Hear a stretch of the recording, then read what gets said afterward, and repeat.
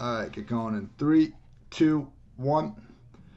Hello and welcome to the PFF Fantasy Football Podcast. I'm your host, Ian Hartitz, and today we'll be breaking down some key strength of schedule takeaways with a focus on the first quarter of the season. I understand a lot of times, we talk about strength of schedule, in the context of an entire 16-game season, and, things change throughout the year. So I think right now the most actionable way to look at this important metric is just to focus on mainly that first month of the season. So brought on a very sharp guy to do so. Very pleased to welcome on a coworker of mine, data analyst and writer for PFF, Kent Weyrauch. Kent, how's it going, man?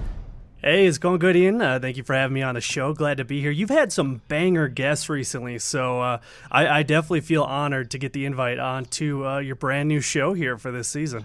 Yeah, bro, another banger guest. Make sure you listen to the Tuesday episode featuring Adam Levitan if you haven't already. But yes, today, strength of schedule season. PFF actually just launched a strength of schedule fantasy football tool. Kent and I have published articles kind of using different things with the tool over the past few weeks. And it's the only tool of its kind on the market that actually factors in PFF player grades into its methodology. And, I know there's some haters out there with our player grades, but look, in this context specifically, very useful because this helps us better account for roster turnover right now and then throughout the season when injuries pop up. I mean, we know the Cardinals had the worst tight end defense known to man last year. When you draft a little someone named Isaiah Simmons, things are going to change, and we don't want to treat them quite as bad as they were in 2019. So, without further ado, we're going to be going position by position, highlighting some of our respective favorite plays.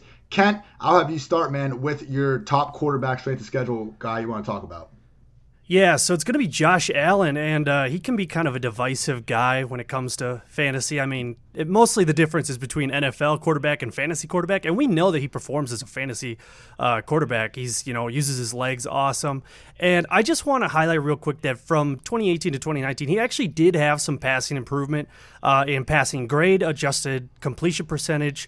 He had a faster time to throw, and he even brought down his average depth of target a little bit, which, might sound bad, but I think he was just bombing it a little bit too often that first season, and he's kind of gotten a little bit safer in regards to that. So, the Buffalo Bills brought in Stephon Diggs. He was the 20th best graded wide receiver last year among wide receivers with at least 50 targets. So should be helping out with that passing offense. We know that he does it on the ground. He had 109 rushing attempts last year, 510 yards, 9 rushing touchdowns. Those are good for second, third, and first best among quarterbacks. So he uses his legs. He gets those fantasy points. He has a high fantasy floor, something that I've touched on before. I like to look for floor players in some different types of scoring formats. So he's definitely a guy who has that, and he's coming out hot with a pretty nice early season. He's going to open at home against the Jets, who have just lost Jamal Adams, so things are looking a little bit easier there. Then he goes to Miami to play the Dolphins, and then he gets the Rams back at home. So these first 3 games, and I know we're looking at the first month, but definitely those first 3 games are really solid games for Josh Allen. Should open up very strong with this better passing group. And, these first 3 matches are all rated 8.2 and above in our grading system in the strength of schedule tools. So definitely looking forward to Josh Allen coming out real hot in 2020. Yeah, the Week 4 game against the Raiders, I don't think people should be too scared off of as well. But, sure, dude, the rushing floor and upside, people know Josh Allen runs. I don't think they understand just how, historically relevant he has been as a rusher. I mean, through 28 career games, we have Mr. Michael Vick, who some of you have probably heard of, 184 rushes, 1,321 rushing yards, 10 rushing scores. Josh Allen, in his 28 career games, 198 carries, 1,141 rushing yards, 17 rushing touchdowns. I mean, the rushing floor is literally out of this world. Now, the interesting thing with Josh Allen, again, I want to focus on the first month here, but man, the first 4 weeks are great. First half of the year really isn't bad at all, but after the Bills' Week 11 bye, he gets the Chargers, the 49ers, the Steelers, the Broncos, the Patriots. Kent, this seems like a situation where, be happy you get a fun September, maybe a fun October, but probably a prime sell high candidate come November. Yeah, I absolutely touched on that in the quarterback version of the strength of schedule article series. So definitely agree with you. He's a trade candidate once you get that hot start. People are going to be buying him high, and then he might crumble by the end of the season. That's definitely within the realm of possibility. That's all right. We just need some starts, and that leads me to my next guy, Tyrod Taylor. And this is another situation where, look, I'm not certain Tyrod's going to be giving you, QB1 performances in December, but September, October? I think so. We got the Bengals, Chiefs, Panthers to start. Now after that, it's road trips versus the Buccaneers and Saints. Not the easiest matchups. He can still do his thing. Originally, this worried me because, rookie quarterbacks, we've seen 17 of 20, top 10 QBs, drafted, start at least 10 games as a rookie since 2010. Every now and then they get the year off. I know they've been talking up Tyrod as more than a bridge starter, but usually you see rookies get in there. That versus at Buccaneers, at Saints worried me, but it's a short week going into Jets, Dolphins, Jaguars, Raiders before their bye. More and more we're hearing the Chargers, and it's been the whole offseason, really. Anthony Lynn, former coach with the Bills, they're talking up Tyrod as a legit starter. And I know the Hugh Jackson era went bad for him, but who has the Hugh Jackson era gone well for anyone? I mean, at this point, I'm willing to write off the last time we saw Tyrod. He's been with the Chargers now 2 years. It's not like they just brought him in this offseason. So he is the incumbent best quarterback on this roster, sneaky, wildly talented supporting cast. And I mean, look, the guy was QB8 in fantasy points per game in 2015, QB7 in 2016. Like Josh Allen, the rushing floor is there. Am I wildly high on Tyrod Taylor, or is the rest of the industry, they gotta get their shit together? No, I think it's okay to be high on him early in the season, and the schedule kind of supports that. You do have a question of when is Herbert going to come in and kind of take the reins, if at all. He might not this first year, but whenever a guy like Tyrod starts to struggle in the middle of a season, depending on how the Chargers end up doing win-loss wise, they might look to the future and say, okay, we want to get Herbert in there, get some reps, get his feet a little bit wet before we can get a real full offseason, hopefully speaking, next year, before Herbert gets the entire offense to himself. So you do have that in the back of your mind. Maybe there's a stretch later in the year where they play the Bills and then the Patriots, and you're like, okay, Tyrod might not make it through there, and then that's maybe when Herbert starts to take over this team. But other than that, early in the year, Tyrod is full go, and he's super cheap right now, so totally worth it. Yeah, I had a home draft with the buddies this weekend. I got Joe Burrow, who I'm riding high with as a rookie QB1 this year. But Joe Burrow, Daniel Jones, we'll talk more about these guys in a second. But brutal first month. So at a minimum, Tyrod is just not being drafted in so many leagues at this point. Don't be afraid to get that dude in the last round and just set yourself up with a nice QB for that first month at a minimum. All right, now some quick honorable mentions. Kent, who's another quarterback that just has a very easy first month of the year? I'm looking at Kyler Murray. His opening game is actually kind of tough. It's at the 49ers, which, as we know, they're a ball control running team, and so that one might not be so hot. But after that, he gets Washington, and then the Lions. He goes over to Carolina to play the Panthers, and then the Jets. So a nice 4-game series after that first week. So that's why he's more of an honorable mention. I don't think that's the most prime start you could have, but Kyler Murray's looking for a big second year here with the addition of DeAndre Hopkins to the offense. So looking for a good year too. Yeah, I'm looking at Jimmy G, and I know the guy, we all remember him missing Emmanuel Sanders in that, deep ball in the Super Bowl. I'm not saying Jimmy G is going to be a world beater this year, but man, starting off Cardinals, Jets, Giants, Eagles.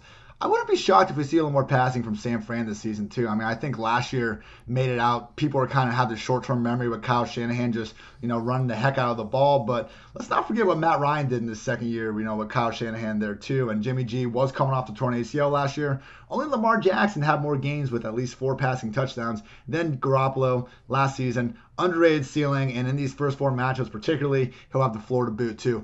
All right, Kent, honorable mention, hardest first month of the season. Yeah, unfortunately, this is going to be Deshaun Watson. It sucks because I really love Deshaun Watson. He's very exciting to watch play, but he opens up on the road against the Chiefs, then gets the Ravens at home, the Steelers in Pittsburgh, and then back home again against the Vikings. Just a brutal first month. There are some questions if the Vikings, with their secondary turnover, are going to be as good as they have been, but I think overall the schedule's still really scary for Deshaun Watson, who just lost his best weapon. Yeah, I'm looking at Daniel Jones and his start, and he's got the Steelers, Bears, 49ers, and Rams. Absolutely brutal. Now, I've been talking about these Giants and Texans wide receivers in particular all offseason because they're all being priced as wide receiver 3s, but at some point, someone's going to kind of take the lead and probably give you something closer to wide receiver 1, wide receiver 2 value. Probably won't be this first month of the season, but man, this is a situation where, Watson, the Giants aren't doing much in September. Don't be afraid to try to buy some of those wide receivers, after a tough first month because we know they got the talent. It's just a very tough first start for them. So, all right, moving on to running back. Kent, tell me about Mark Ingram and the Ravens. Yeah, I mean, Mark Ingram, I feel like, is just disrespected every year somehow. I mean, he never has. has made it really into the upper echelons in terms of the running back discussion of who the first-tier guys are, but he is just so incredibly reliable. 5 out of the last 6 seasons, he's had 1,100 or more scrimmage yards, and he's averaged 9.8 touchdowns. That's absolutely unreal. And he's on this Ravens offense now, starting last year. They were first in rush attempts and first in explosive run plays. So not only are they running a lot, but they're running really well. Anyone who watched the Ravens can honestly tell you that. But just to see it numerically speaking, it's still just absurd. They had 98 more rushing attempts than the second-place team, which was the 49ers, who ran a lot too. So it's like, early in the year, they're going to be playing against the Browns, the Texans, the Chiefs, and then Washington. That's 4 teams that they have a very strong potential of just running the ball straight down their mouths. And even the Chiefs, they might get ahead, but last year they were a bottom 5 team against the run. They'll just give up the run and protect against the pass. So that's also going to be a high-scoring affair.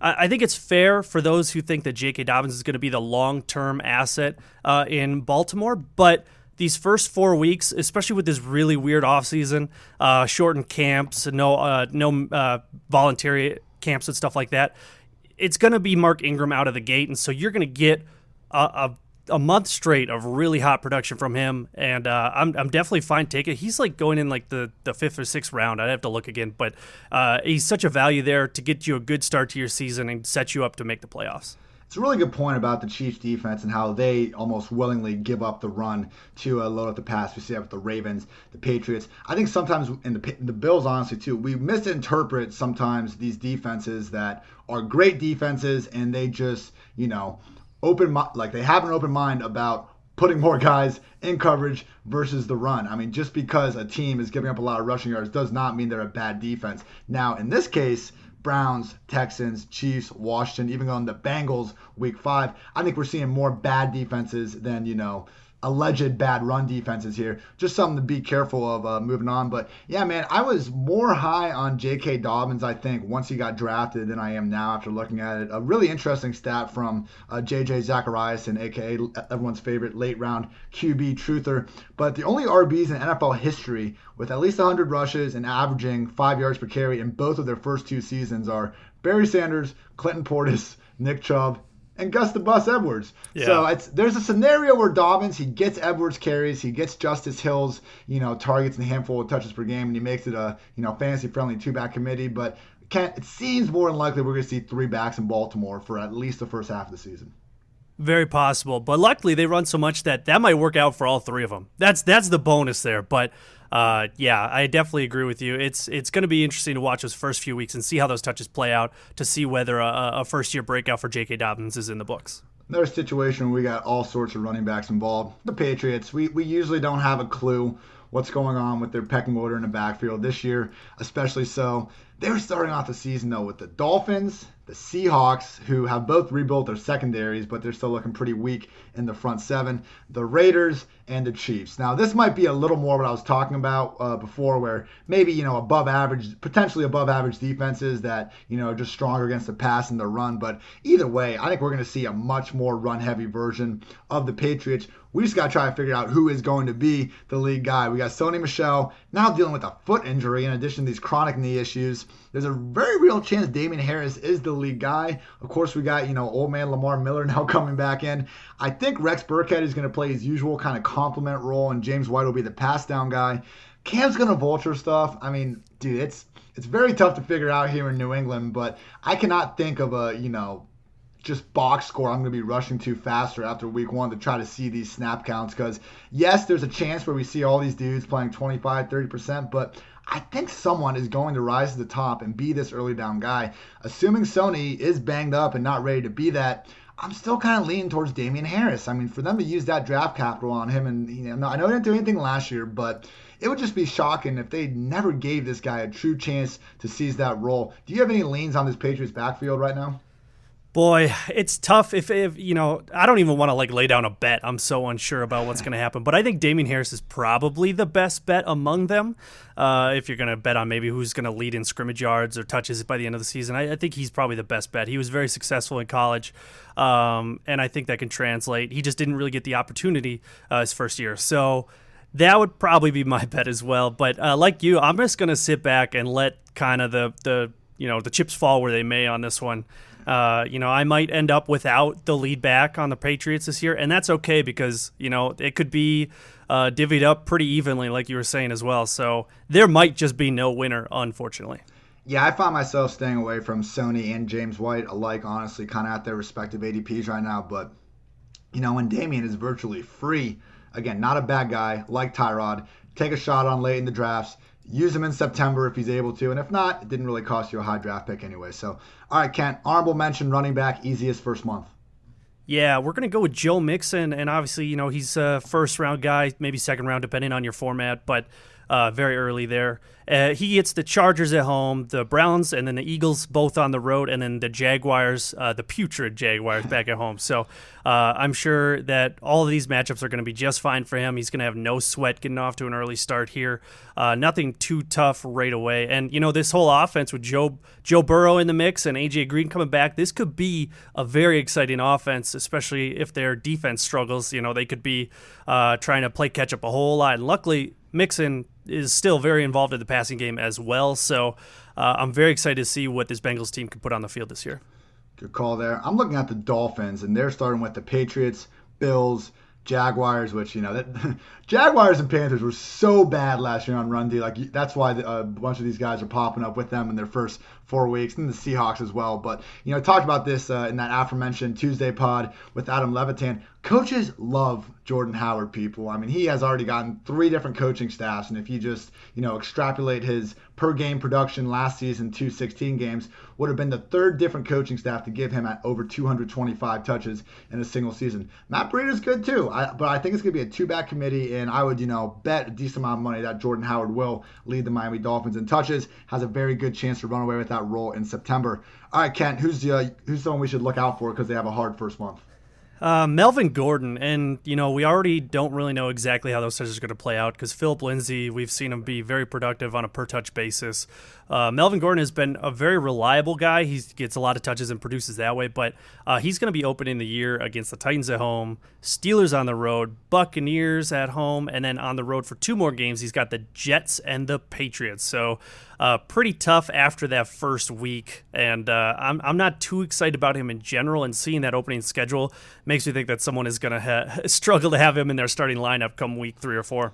Yeah, Steelers, Bucks, and Jets were last season's top 3 defenses in DVOA against the run. Brutal stretch. Mm-hmm. I'm looking at Saquon Barkley and the Giants. And look, you start Saquon Barkley every single week. I don't care if there's a fire. That dude needs to be in your starting lineup. But they start with the Steelers, the Bears, the 49ers, and the Rams. I mean, it's just a situation like we're talking about with Daniel Jones and these wide receivers before. It's going to be a rough September for the New York Giants offense. We still got the talent there. Don't be afraid to buy back in after people lose faith after those first 4 tough weeks. All right, moving on to wide receiver. Guess who we're sticking with? The New York Giants. Talk to me about them, Kent. Yeah, so this is like you're saying, it's pretty bad look for the Giants coming this first month of the year. And I just wanted to get this out there that the entire receiving corps should pretty much be avoided in most redraft leagues. I think all 3 of their main receivers are probably going to be waiver wire guys very early in the year. Last year among wide receivers with 50 targets, we're talking about Sterling Shepard was the 34th graded wide receiver. Golden Tate was 38th, and Darius Slayton was 47th. We don't have a lot of positivity when it comes to receiving targets, not named Evan Ingram anyway, for the New York Giants. So this, I think I put in the article, is the worst 4-game stretch opening the year for any position group when I was looking at the strength of schedule tool and kind of mapping out who has the best or worst starts. This is the worst start of any position group. Steelers at the Bears, home against the 49ers, and then 2 more road games, the Rams and the Cowboys. We're talking about 5 games in a row that are all just terrible matchups. So I'm not very excited about any Giants wide receiver. Darius Slayton, I think a lot of people are projecting a second-year breakout because he, honestly had a very good rookie campaign. He was a 5th-round guy in the draft. He kind of had some question marks, but definitely was able to come through on the field and produce for them last season. But I'm not really looking forward to that early in the year. It might come later, but I'm not going to be expecting it right away. I think he's going to end up being too low of volume. You're relying on Daniel Jones, who, take him for what it was. His passing game needs to improve a little bit more as well. It's a tough stretch for these guys, and I don't want to touch any of them. Yeah, unfortunately, we have a really weird sample size with the Giants. We didn't have a single game last year with Daniel Jones under center and each of Tate, Shepard, Ingram, Slayton, and Saquon all healthy. But, I did look at all the targets per game just individually when Jones was under center. We had Tate at 8.4, Shepard at 8.3. Evan Ingram is right there at 7.7. Man, it's always just been, can this dude be healthy? When he is healthy, he is a top 5 tight end. I understand redraft, we don't want to, use a really high pick on this dude, but particularly in these tough matchups, man, this could be a prime, get sleeper DFS option that people just aren't going to have enough ownership to because they're afraid of the matchups. But Evan Ingram, man, if there's such thing as just a matchup-proof beast tight end, I think he's it. Yeah, for sure. So he would probably be the only guy, and obviously Saquon Barkley, but we don't even need to really touch on that. He's going to be okay. But he's probably the only guy, Evan Ingram, that I would even bother drafting outside of that. All right, I want to talk about the Bears wide receivers right now, and it's really the big two. We have Allen Robinson and Anthony Miller, who was getting hyped up by some local beat writers, which is good to see. I know it's off season, just reports and this and that. Shouldn't put too much into it, but, with Miller, one of the problems has just seemingly been, whether or not the coaches trust him to go out there, know the playbook, all that stuff. So when you are hearing that the dude's got, new mindset, really motivated, going out there and doing his thing, I'm happy to hear it because Taylor Gabriel is gone. They brought in Ted Ginn. To me, this is a sign that, Ginn is going to be much more of just a true field stretcher than Gabriel was. Gabriel was their legit number 2 receiver. I think Ginn is going to take a backseat to Miller this year. We saw Miller 7 touchdowns as a rookie, even with a bum shoulder. Weeks, I think 11 through 15 last year, this guy was legit a top 12 wide receiver in fantasy once Gabriel went out. It's unfair to assume the guy's going to produce the best 4 or 5 week stretch of his career for an entire season, but clearly we have a lot of talent here with Miller in. Good God, man, this start. Lions, Giants, Falcons, Colts, Buccaneers, Panthers, and with all due respect to Jeffrey Okudah and James Bradbury, who's now on the Giants, there just aren't really any cornerbacks we need to be worried about, particularly for Tony Miller, who should be manning the slot a lot of the time. I think Allen Robinson is one of the top 5-6 talents in the league at the wide receiver position. He had the 3rd most targets in the entire NFL last season. I'm not worried about him. You're drafting him as a top 10 receiver regardless of what's going on, but cannot stress enough how high I am on Anthony Miller. Kent, D.D. Westbrook had a top 30 ADP last season because we all couldn't stop talking about Nick Foles' historical slot distribution. Miller is still going on under the radar, man. Am I crazy or are you high on Tony Miller too? No, I love him, and I've kind of been waiting for it, and it should hit eventually, right? It's just got to hit eventually. But I think he's just had struggle with the situation, the passing offense he's been a part of, similar to how Allen Robinson has just never been part of a truly elite passing offense. Back in Jacksonville, the garbage time king, Blake Bortles, and then beyond then it's just been Trubisky, basically. So I want to see both of these guys get some decent quarterback play so they can both just shine, because I know that their profiles are ready for a breakout. Allen Robinson obviously has already broken out, but I think he's capable of being a top 5 guy, no lie. I'm very excited for both of them. Rising 3rd-year wide receiver with a history of balling out, whose offense just lost a key top 3 wide receiver. No, I'm not talking about Calvin Ridley, everyone. It's Anthony Miller. Anthony Miller, go get him in your drafts. All right, honorable mention, easiest. Kent, tell me about the Ravens.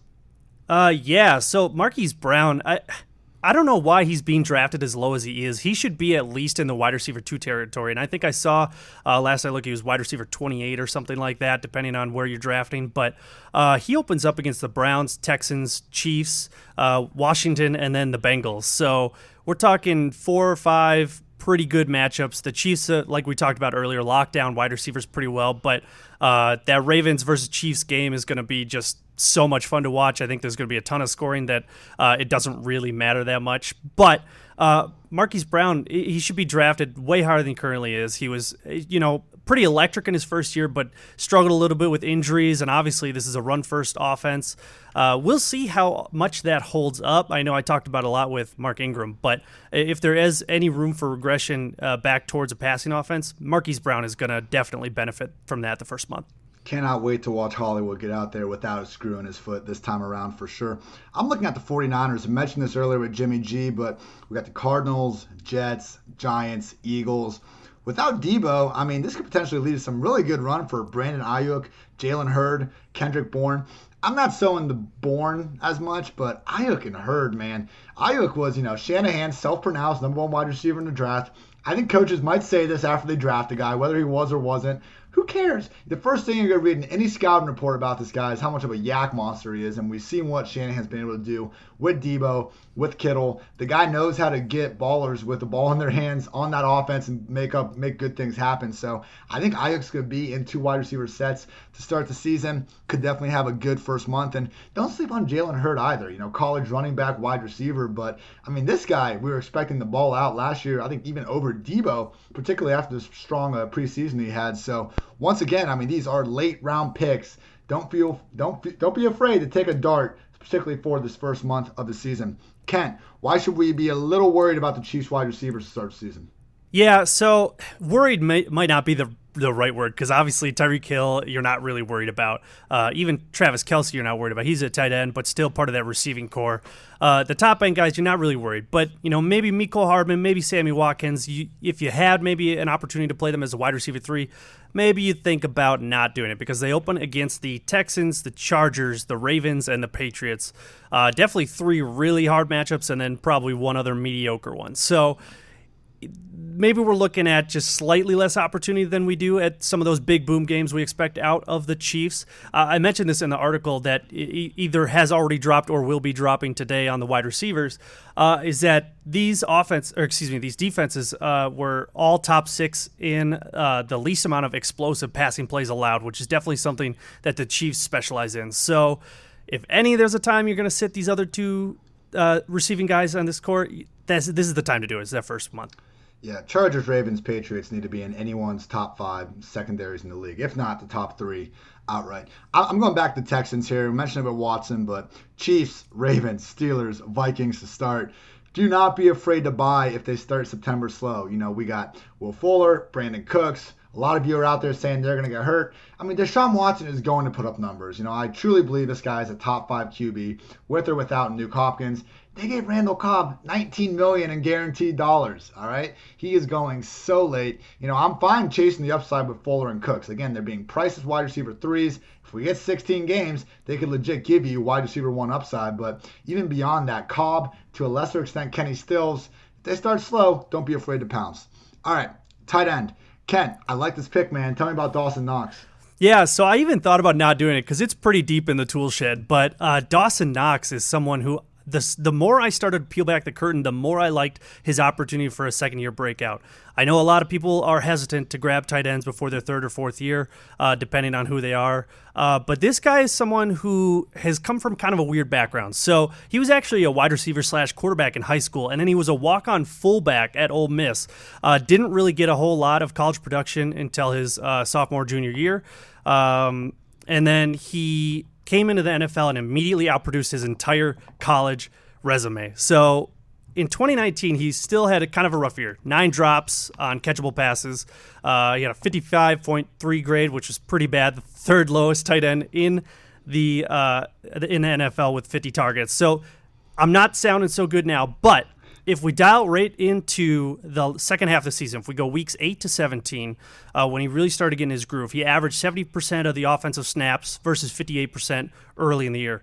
He had only 4 drops in his last 10 games versus 5 in his first 6, so really started to improve there.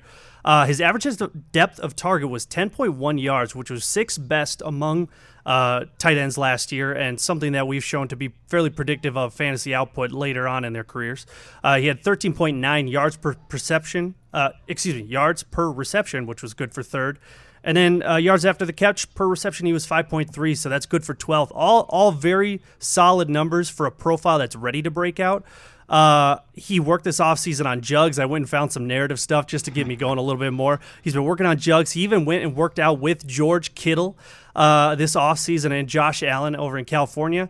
I don't know if you remember last season. There was actually one highlight play for Dawson Knox. He had a 49-yard reception against the Bengals where he stiff-armed one dude and then he trucks another and goes on down until he runs out of bounds. And it was shades, I'm not going to say just like, but shades of George Kittle. He's definitely got a similar type of profile to him, and I think if he's going to break out, this is a good year for it. He's starting against the Jets, the Dolphins, the Rams.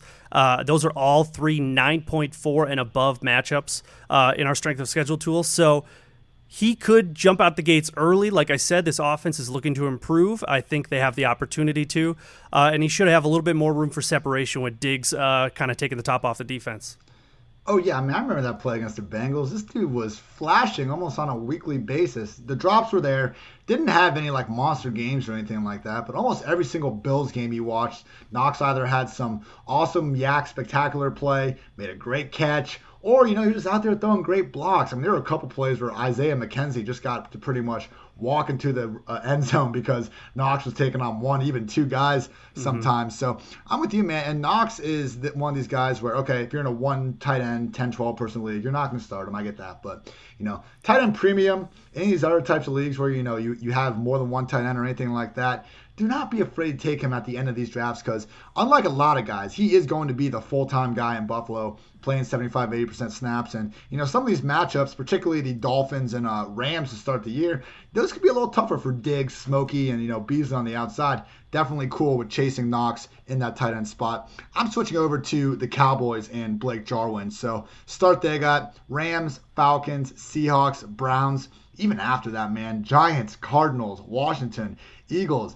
Blake Jarwin's season all the way here, man. We got Dak's most efficient receivers and adjusted yards per attempt in his career are Bryce Butler, Amari Cooper, and number 3, Blake Jarwin. Truly, he just brings a different dimension to this offense, and Cowboy fans have seen it, particularly against the New York Giants. He seems to score every single time they play those guys, but true seam stretching ability, and he's got good hands in contested situations as well, but they can do different things with him that just Jason Witten was not bringing to the table. I mean, guy, Hall of Fame career, I know we like to trash him for a Monday Night Football thing. I like making fun of him for that latest Raiders picture where he looks like such a hardo. I mean, I hope Witten kills it this year. Like, why not? But Blake Jarwin, this is exciting, and I understand it's a crowded offense, but Jason Witten and Randall Cobb had 83 targets last season. I know CeeDee Lamb, could feasibly flirt with triple digits himself, and that would kind of hurt Jarwin. But, man, if we want to target tight ends and that more down the low range, like give me Jarwin over these Ian Thomases of the world because at least we know the Cowboys offense is going to be stupid legit. Yeah, those Cowboys, they had one of the most vacated targets on their team. I did an article on that a couple weeks ago. So definitely with you there. Jarwin ready to break out. Old man Witten's out of the way. I think he's full bore, ready to go. All right, Kent, tell me about some of these honorable mention guys that have the easiest start in the season. Yeah, so I'm going to kind of go a little bit different than what we've been doing. But George Kittle, Mark Andrews, and Zach Ertz, 3 of the 4, I would say, top tight ends going off the boards right now. They have the 2nd, 3rd, and 5th easiest starting schedules among all tight ends. So what I want to say is basically if you are maybe, getting to that second round and you're hesitant, like I don't want to get tight end this early. I want to wait, grab one of the running backs, wide receivers, get a good core going. Don't be afraid to get one of these top guys and dominate right out the gates. Give your flyer running backs or wide receivers a little bit more time to break out after a month or so. You are going to dominate if you take Kittle, Andrews, or Ertz in your drafts this year. Like, don't hesitate. It's totally fine in the second round to take them. Maybe the third for Ertz, but there's plenty of targets to go around for these guys. Yeah, these guys are not only their team's number 1 tight end, they're their team's number 1 pass game option. Kittle is 6th in the NFL in total receiving yards at any position over the last 2 years. Mark Andrews is extending. Ertz is the only one I'm a little lower on. I mean, for him to have 60 targets after their bye and for Goddard to be at 55, not ideal. But, I mean, again, it'd be a little bit shocking if Ertz doesn't finish with, more than 120 targets again. So I'm with you, dude. All 3 of these dudes. I've usually been drawing line after Andrews, but, sure. if you have Ertz on your team, like, you should feel pretty good about getting top 5 season-long production at the position. All right, who's getting hit hard in month 1? I'm going to go with Jonnu Smith, and it's unfortunate because I have him on a few teams ready for a breakout year as well, but it might take a little bit to get going. He starts against the Broncos on the road. He gets the Jags at home, Vikings on the road, and then Steelers and the Bills. So those are some real tough secondaries he's going to have to be dealing with. Maybe he gets some linebacker coverage, and that could support maybe a little bit of mismatch situations for them. But if we're going to see Ryan Tannehill come out and perform like he did at the end of last season, you might not need to be worried. But I think a lot of people are expecting a little bit of regression from his ridiculous numbers to finish 2019. Jonnu Smith should have a good campaign this coming year in 2020, but it's probably going to be a pretty slow start. PFF database going back to 2010, George Kittle number 1 in yak among tight ends. Jonnu number 2, man. He had that like 60-yard run where they just put him as the back in an I formation and gave him a toss. I wish they would just scheme this dude up a few more touches per game, but I guess when you got Derrick Henry and A.J. Brown, that can be a little hard to do sometimes. Yeah, just tough first month for him. Maybe he overcomes it with that beastliness, but we'll be working hard to do so. All right, man, that's going to do it. Hope everyone enjoyed those. Kent, tell the people what you got coming up here article-wise.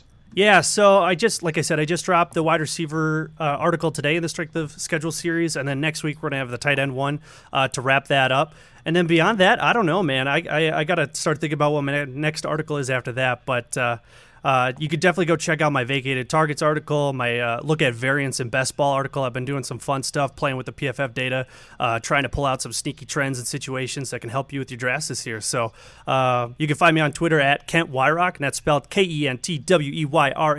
It's super German. So if you don't spell it the right way the first time, I wouldn't blame you for a second. Awesome, man. Yes, everyone follow Kent. That's Kent Weyrauch on Twitter. Thank you again for coming on, bro. And thank you all for listening. This has been the PFF Fantasy Football Podcast. I'm Ian Hartitz. That's Kent. Take care, everyone. Thanks for watching the PFF YouTube channel. And if you want to subscribe, all you have to do is push the button. Don't forget everything you get. A little fantasy, push the button. A little green line for the gambling aspects of the game, push the button. College football, push the button. The YouTube channel from PFF.